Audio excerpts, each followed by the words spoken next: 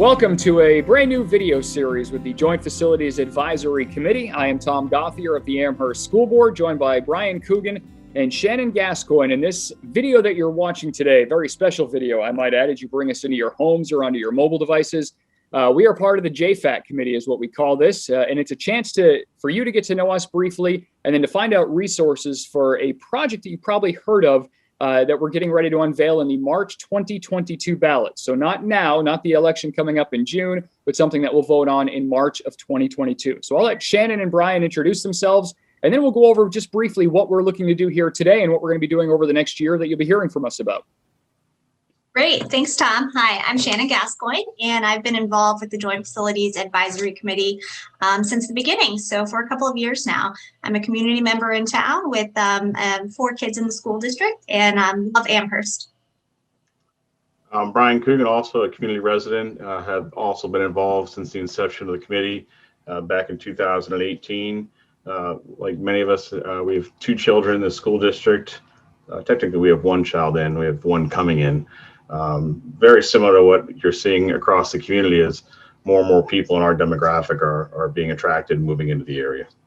Yeah, and I think Brian hits a good point there that this is a growing community that had a lull in population over the last 10 to 15 years, but over the most recent couple of years, it's been growing, and it looks like it's going to grow even more than expected as we head into 2021 to the 2022 school year.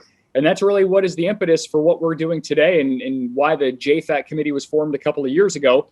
So Brian, why don't you give us that brief Cliff Notes version history of JFAC and why it was formed and what we were looking to do?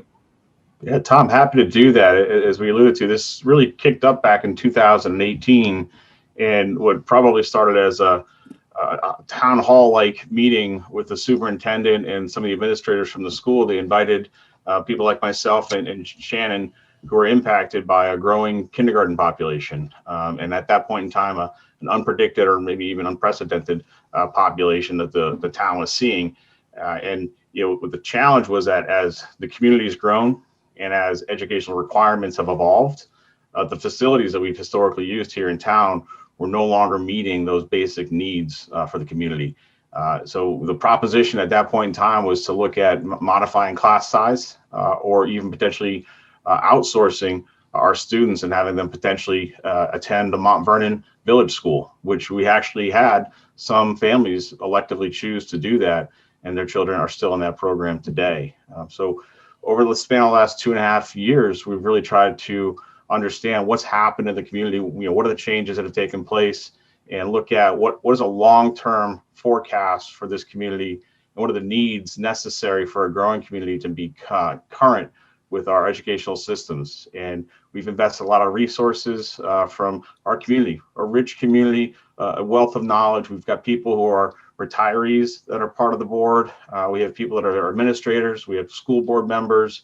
And then you have people like Shannon and I who are parents of kids either coming into or just getting into the school system. And we're trying to figure out the path forward. We're trying to figure out how do we invest the community's resources wisely and strategically to meet the demands of the community as we move forward. And that's really what we've set out to do. Yeah, that's right. Oh, go ahead, Shannon. Sorry, Tom. I also wanted to just piggyback on what Brian said. At that same time, the 2018, when those kindergarten enrollments were swelling, we have 2 portable buildings at Wilkins that house 4 classrooms worth of students. One of those caught fire and was out of commission for the year, which was also a big problem. It's a over 14-year-old portable building that was intended to be a temporary solution, but is now an important part of housing our students. So that also displaced students. So that was another big part of the push. And Sauhegan, our newest facility, which is now decades old, at the same time was also undergoing a architectural and engineering study to see what upgrades needed there. So this committee was formed to really take a strategic look at what makes sense for all of our buildings and our residents. And I think they both hit on good points there, Brian and Shannon, because educational requirements have changed. And this is something that we'll talk about as we go forward with a series of videos that we're going to do. This is just a first introductory video to get you acclimated to all the different resources that we have to talk about the projects that we as a committee have pitched to the school board, which has been approved by the board to come on the ballot in March 2022. So I'll certainly let Shannon talk a little bit more specifically just about those projects, what we're looking to do briefly. And then we'll talk about all the resources and the ways that you can learn about the project and how you can get involved and ask us questions about it and find out more information so that when you go to the ballots next year, you're comfortable making the decisions that casting the vote you're going to make. At a really high level, we are looking at a new elementary school on the existing Wilkins site in the lower backfield, and that will house students pre-K to 5, which is different than what we have today. Today, we have kindergartners and preschoolers at the Clark School.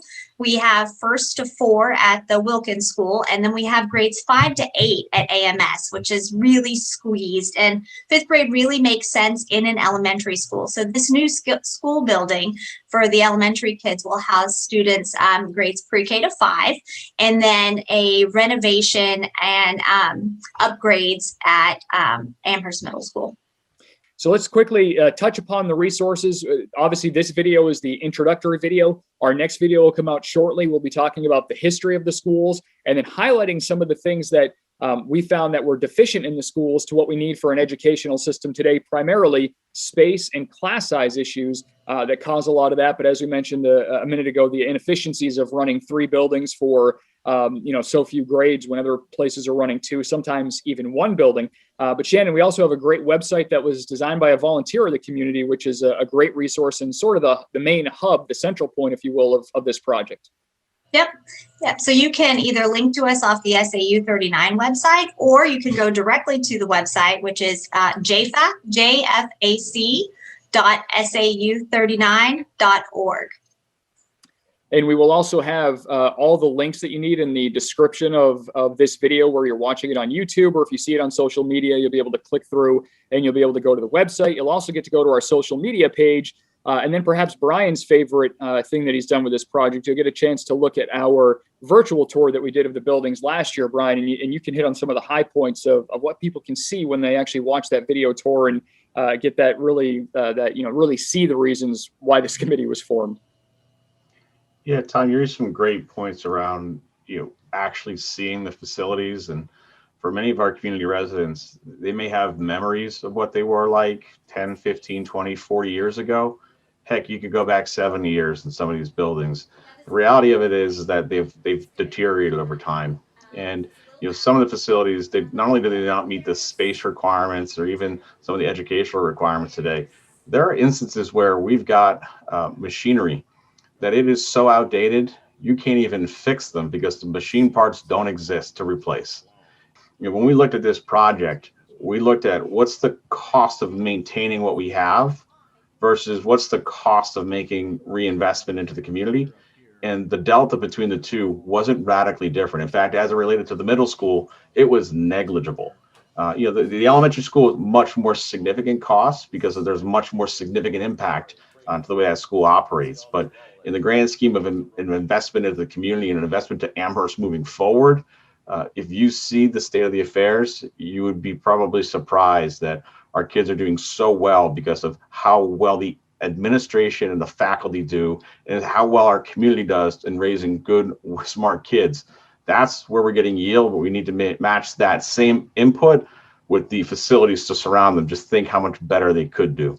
And if we look at all the people that are moving to this town, the reason we have the population rising with the younger kids as they come in, it's because of the schools and the reputation for the schools, but it's the people in the schools, not necessarily the buildings. And we hope that this project will allow us to fix that so that the buildings match the reputation that the teachers and staff have. So I think we've talked long enough for this first edition of this Joint Facilities Advisory Committee video series. Our next video will come out shortly, and we'll be talking more about the history of the schools, the current conditions, and where we're going from here. And then later on down the road, we'll talk about the educational aspects of it. And then we'll also talk about the finances, which is probably the thing that most people watching this video are concerned about most. What's it going to do to taxes? And what are the ways that we're going to try to pay for this and fund this over the next year to get it ready for the ballot in March of 2022. So for Brian and for Shannon, we thank you for watching here. Check out all the links in the description of this video. And as all the YouTubers say, like us, subscribe to us, and mash that alert button so that you'll get the alerts whenever we post a new video.